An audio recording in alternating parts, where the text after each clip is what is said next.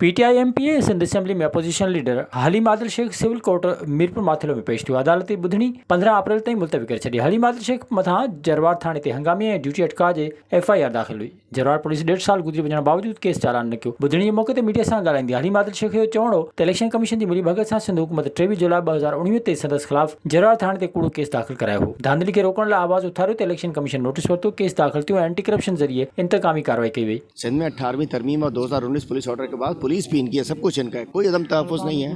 करीम बख्श को अगर अगवा किया गया, उसने मतलब पीपल पार्टी ने पुलिस को और अपने इक़्तिदारों इस्तेमाल को अगवा किया, कोई अदम तहफ़्फ़ुज़ नहीं है। अगर अदम तहफ़्फ़ुज़ होता तो आज मैं इस तरीके से यहाँ कल मैं आया हूँ, कल मैं कराची से यहाँ निकला था, मुझे तो कल दोपहर को यहाँ पहुँचना था।